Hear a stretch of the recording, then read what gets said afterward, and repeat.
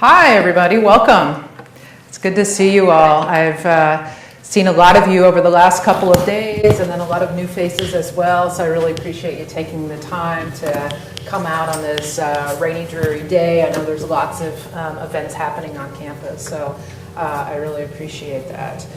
I'd like to share a little bit about my own story and how it relates to my own work. My work is a reflection of my life and who I am as a person and the communities I've been a part of. So it's hard to understand my work without understanding that. So I'll share some of that with you. And with that, we're in the basement of the chapel, and we're in the Heretics Club. And so I think it's appropriate to talk about some of my spiritual journey as well. So I grew up in a pretty liberal United Methodist church, baptized and confirmed in a United Methodist church, but never really felt much connection to it.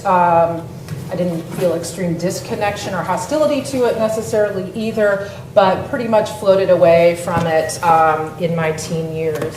I would say that what perhaps orients my spiritual experience growing up more than anything was the fact that both of my parents were in 12-step programs.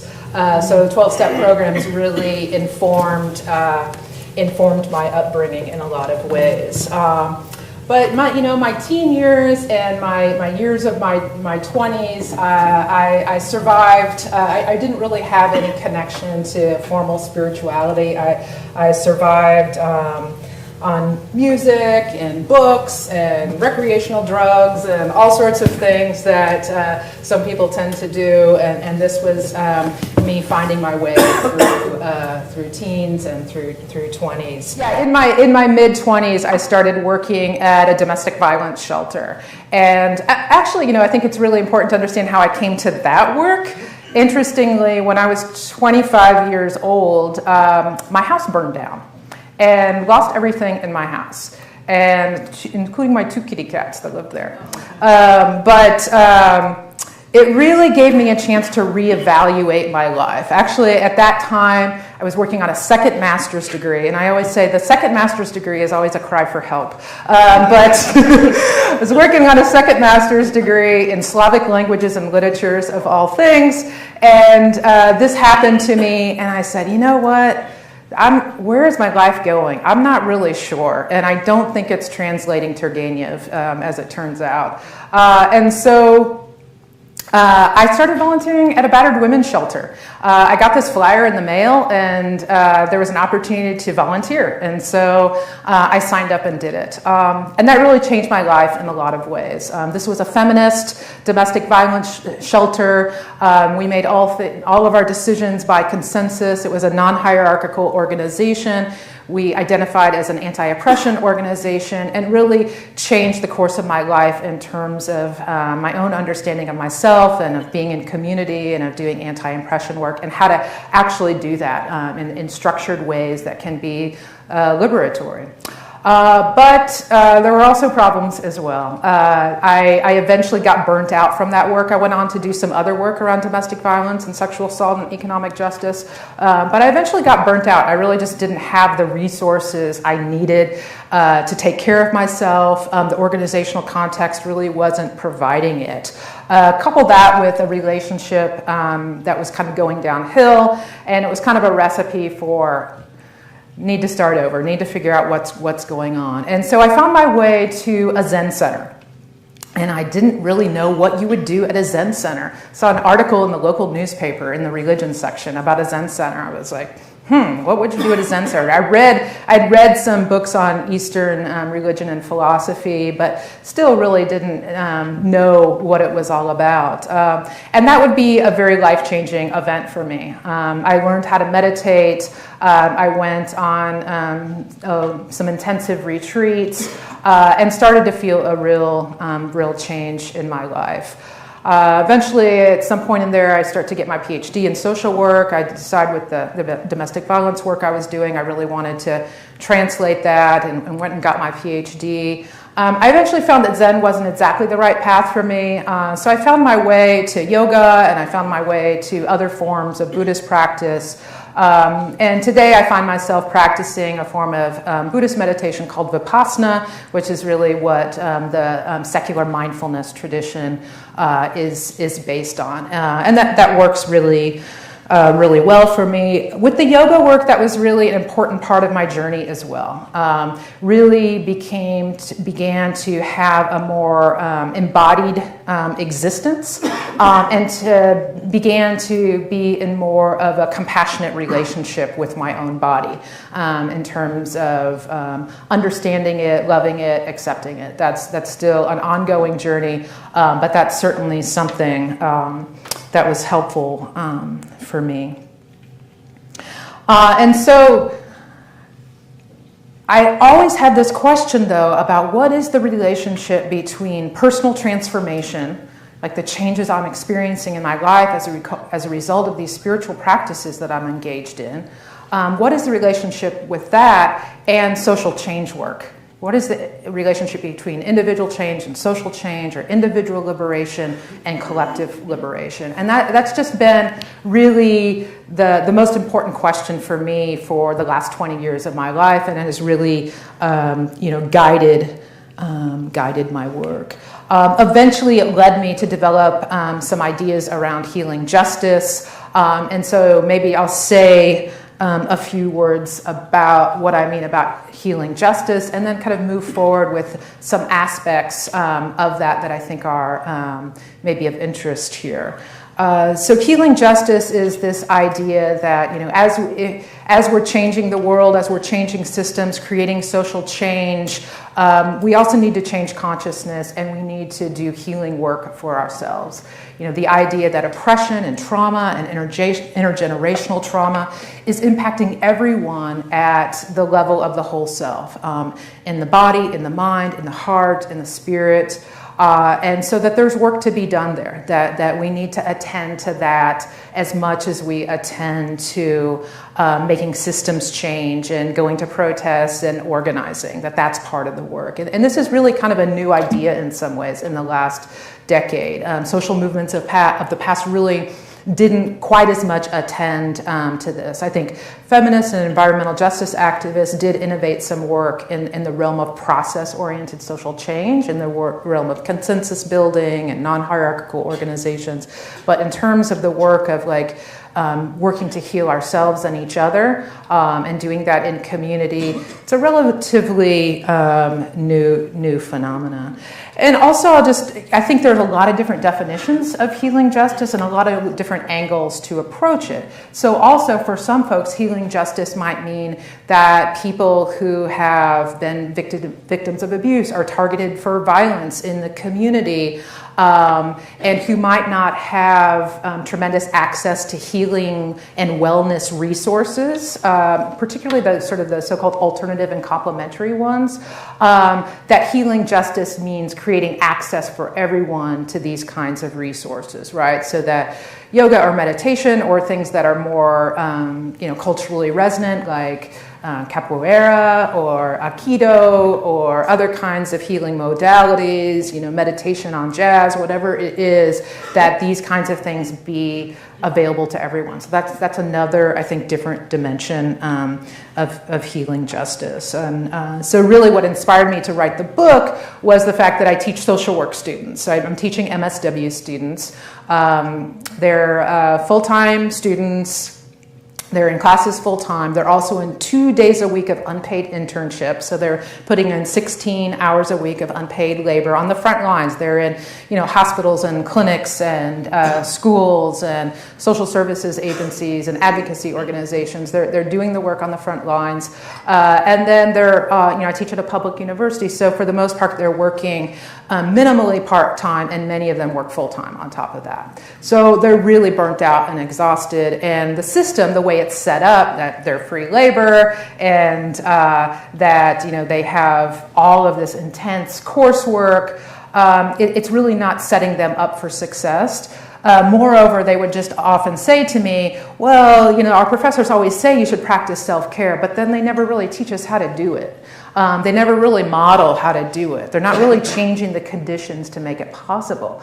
And so self-care for a lot of them becomes kind of this cruel joke. Like, what, you want me to like practice yoga on my lunch hour, the only like time I have during my entire day to like do anything, and I'm supposed to like go to the gym on top of that? And it becomes sort of very victim blaming in a lot of ways, and it puts the onus for self-care on the individual. Not that there's effort, not that there's not effort to be made there, that we have, there does have to be some individual work that we need to do, but how can we sort of more structurally provide a context for people to do that self-care work, and just to create systems that are different in a way that connect us to each other, in a way that allows us to heal racism and other kinds of isms that permeate our organizations. So healing justice sort of means a lot of things to me. And, you know, I always feel a little shy about the fact that I've written this book called Healing Justice, just because I don't have the intention of like co-opting the term for myself or anything. But I do, note in here that I hope there's going to be a lot of books on healing justice, such as like healing justice for indigenous communities or healing justice from an Afrocentric perspective. I'm just happy to offer what I have to offer, which is the yoga and Buddhist traditions that I've been trained in. So that's kind of what I'm bringing to the table a little bit. But going back to kind of spirituality and spiritual and religious traditions, and one of the chapters in the book, each chapter in the middle section of the book goes through each part of the self, and so it's an opportunity for people to engage in reflection and analysis and learn some new practices related to each dimension of the self. So there's a chapter on the body, there's a chapter on the mind-heart, there's a chapter on community, etc. And one of the chapters is on spirituality, on reconnecting to spirit. And so I want to just say a few things about that particular chapter, because I think it might be relevant and of interest. So one of the things I've been finding, particularly with my students, is resistance to this idea of spirituality. That there's kind of not a lot of interest there, ambivalence, confusion, outright hostility, kind of the whole range. And so I'm sort of wondering what is this about? What's going on here? And I think part of it is that it's just not cool, right? My parents or grandparents were hippies, or they practice this kind of stuff, and the words out there are woo-woo and hippy-dippy, and these kinds of terms in kind of a derogatory way. So some of that is going on. It's just kind of not cool or something. Also, another thing that I think is going on is that the idea that people of faith are maybe ignorant, or they're right-wing, or just, why would you believe that stuff? That rational, reasonable, educated people wouldn't believe in anything like that. So I think that's another line of thought. But I think probably equally important is some other things, and that is namely the issue of spiritual and religious abuse.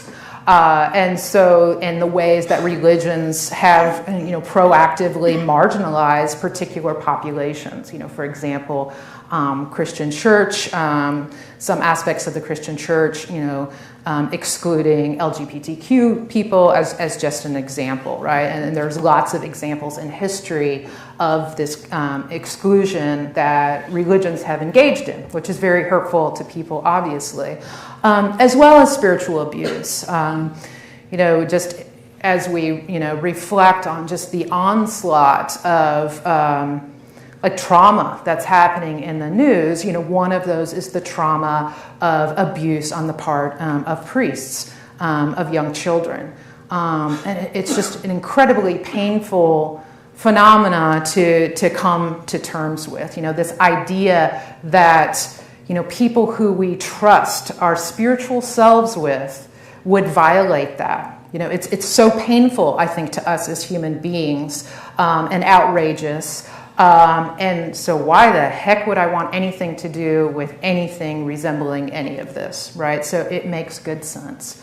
And I'd like to talk too about the ways in which it's not just Christianity that does this. You know, there's evidence of this in Judaic traditions, but I want to talk more specifically about the traditions that I feel more connected to, which is yogic traditions and Buddhist traditions, and that, you know, there's a whole Me Too movement just within those communities happening right now that's just really blowing up like crazy in this kind of, you know, subsphere, cybersphere. You know, particularly, for example, I'll just give a couple of examples. A man named Patabi Joyce, who is an Indian yoga teacher, started a yoga tradition called Ashtanga Yoga. It's a very vigorous form of vinyasa, very intensive form of physical yoga practice. It's practiced all over the world, all over the country. You know, he's been, you know, clearly accused of sexual assault and sexual predation, and, you know, many women have come forward, and there's, you know, well-documented written reports on the subject.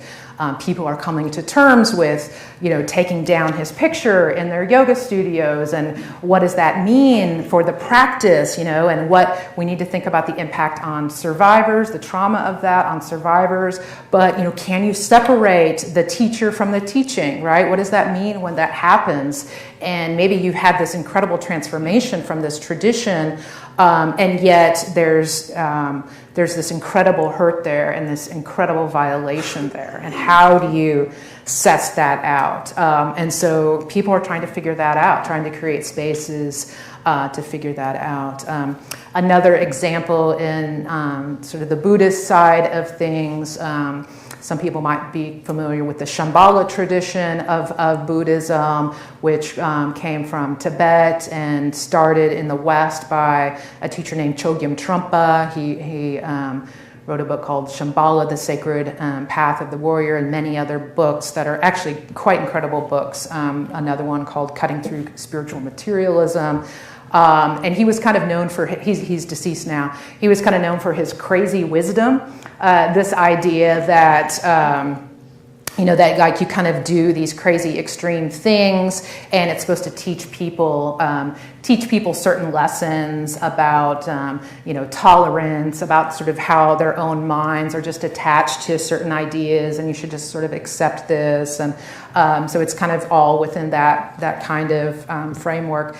At any rate, he definitely was accused of significant and inappropriate violations on many different levels. But then his son took over, and his son is called Sakyong Mipham, and now there's all these accusations against his son in terms of inappropriate sexual behavior, etc. So it's just really painful. You know, I've been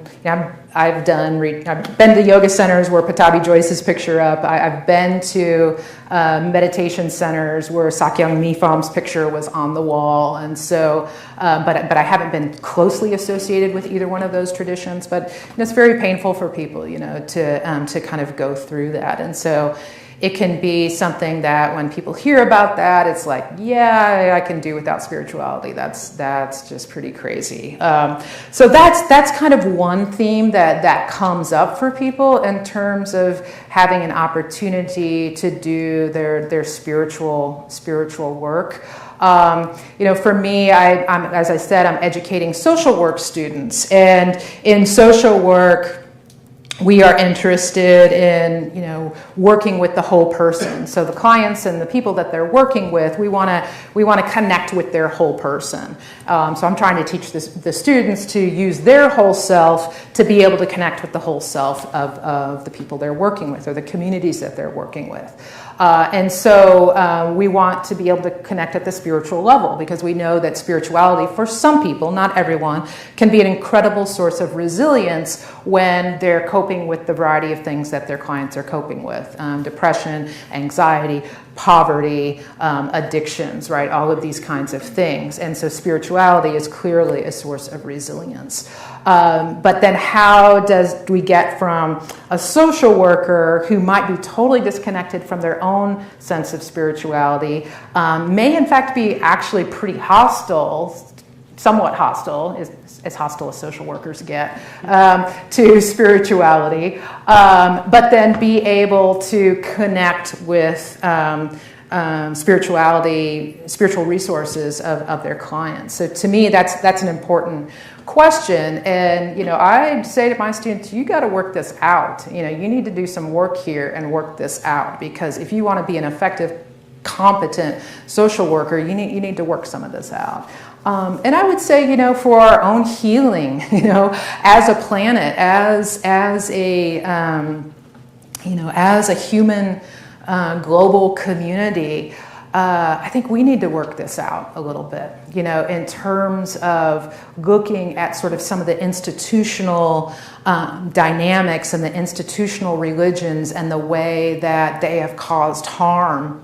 But then looking at the way that spiritual practices can be of support and use. And, you know, again, just defining spirituality, coming back to that, you know, it's really a quite, you know, fluid definition. It's really anything that you feel connected to that's beyond sort of the small egoic self, and that gives you a sense of meaning. So it's anything outside of you, beyond the small egoic self, that gives you a sense of meaning. So that's a pretty broad definition. You know, you don't have to use the G word for that. You don't have to talk about the divine or anything like that. For some people, it's nature. Find that in nature. For some people, they find that in community, in their identity around being a part of a larger community.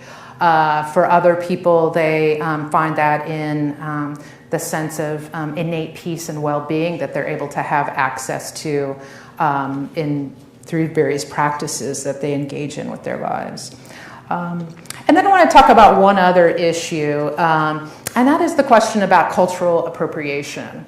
So that's an issue that comes up a lot, and something I certainly have to grapple with as someone who's writing about, you know, Buddhism and yoga, and someone who grew up in the Midwest and, you know, didn't have that as part of my background growing up, right? So, you know, cultural appropriation is just this idea that you take somebody else's like kind of cultural tradition and take it as kind of an artifact and use it for your own ends and means without attributing to its source or without a deeper inquiry into the context from which that spiritual tradition evolves.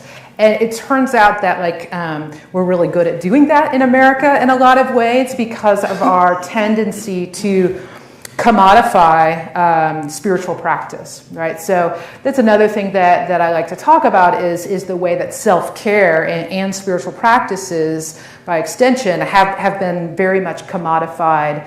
You know, we talk about, the term came up recently, McMindfulness.